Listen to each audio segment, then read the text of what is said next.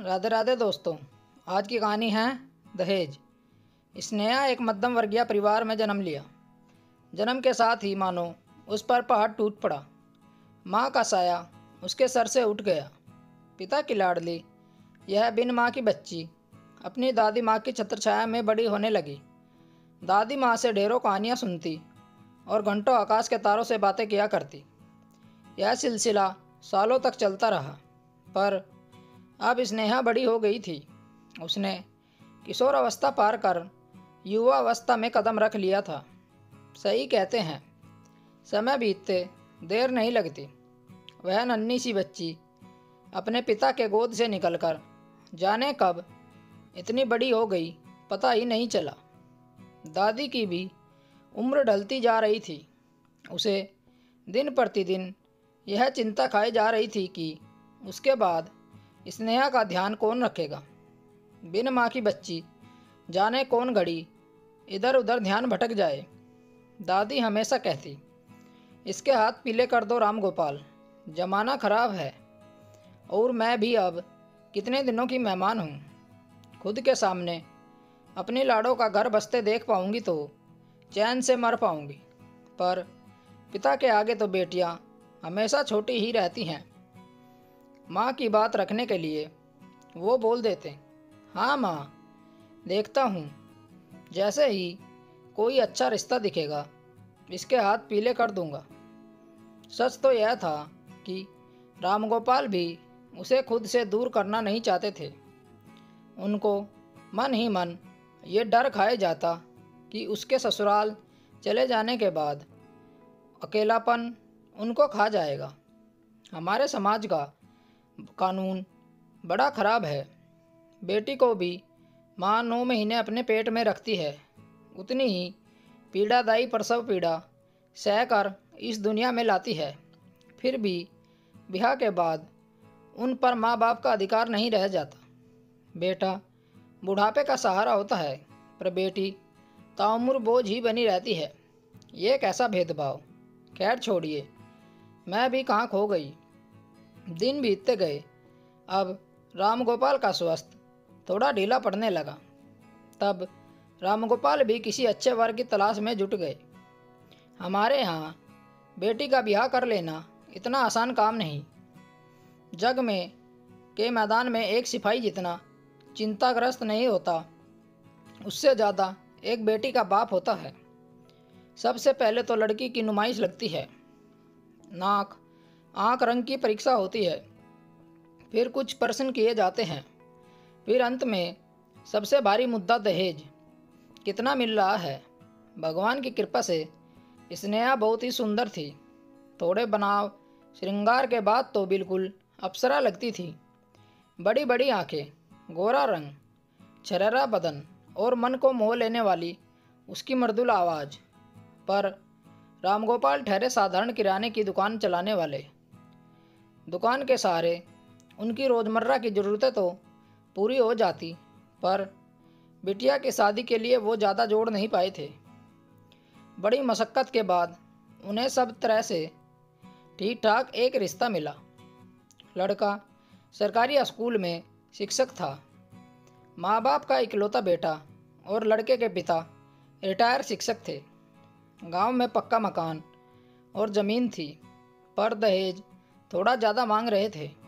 रामगोपाल ने सोचा, कोई बात नहीं, मैं अपनी दुकान गिरवी रख देता हूँ। लड़की तो खुश रहेगी, दुकान धीरे धीरे छुड़ा लूँगा। ब्याह तय हो गया। बारात सज के दरवाजे पे आ गई, पर कुछ रकम रामगोपाल अब भी नहीं जुटा पाए। फिर भी किसी तरह हाथ जोड़ मिन्नतें कर शादी संपन्न हुई और स्नेहा अपने ससुराल को विदा हो गई। मन में कई आशाएं और आशंकाएं लिए वह ससुराल की दहलीज पर कदम रखी, पर विडंबना तो देखो।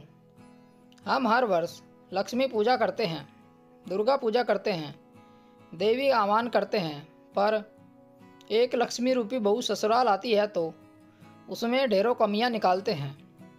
स्नेहा के साथ पहले ही दिन से बुरा व्यवहार शुरू हो गया।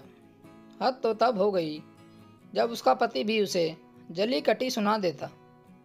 स्नेहा की स्थिति उसके ससुराल में एक वस्तु जैसी थी। उसके मन में उठने वाले सवालों का निदान करने वाला कोई नहीं था। एक लड़की अपना सब कुछ छोड़कर पति के भरोसे अपने ससुराल में कदम रखती है। अगर उसका पति ही उसकी भावनाओं को ना समझे तो फिर क्या। वो अपनी दादी और पिता के साथ बिताए अच्छे दिनों के सारे दिन व्यतीत करने लगी। वो सब कुछ चुपचाप सहती। पड़ोस की ढेरे औरतें बैठ जाती और चर्चा शुरू हो जाती। अरे काकी, तुम अगर मेरे कहे हुए जगह शादी करती तो बेटे को दहेज में ढेरों रुपए मिलते। बेचारा पैदल स्कूल जाता है। उसके माँ बाप से कम एक स्कूटर ही दिला दे। मुआ इतना भी अपने दामाद के लिए नहीं कर सकता क्या। स्नेहा बेचारी चुपचाप सुनकर घुटती रहती। दहेज कम मिले तो बहू चाहे कितनी भी गुणवान हो, उसमें सैकड़ों कमियां आ जाती हैं। इसी तरह समय बीतता गया। अब ताने मानो स्नेहा के जीवन का हिस्सा बन गए थे। स्नेहा भी अब इसको किस्मत मान चुकी थी। वो चाहकर भी अपने घर नहीं जा पाती। बस किसी तरह उसको अपने घर वालों की खबर मिल जाती थी।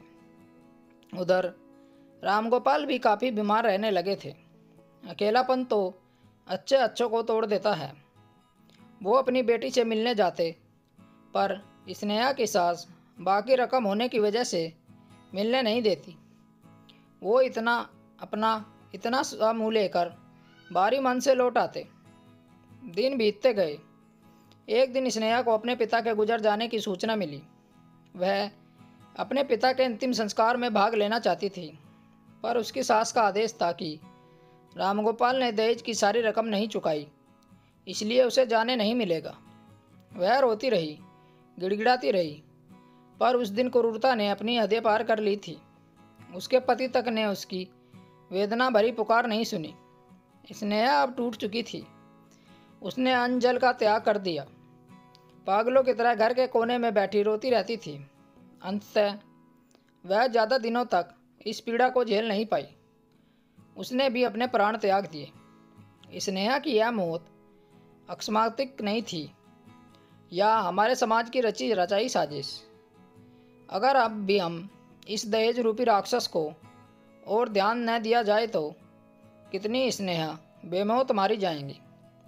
स्टोरी आपको कैसी लगी हमें कमेंट करके बताएं। ऐसी ही और कहानियाँ सुनने के लिए हमारे चैनल को ज़रूर सब्सक्राइब करें। मिलते हैं आपसे एक और नई कहानी के साथ। तब तक जुड़े रहिए हमारे चैनल के साथ। कहानी सुनने के लिए आप लोगों का बहुत बहुत धन्यवाद। राम राम दोस्तों।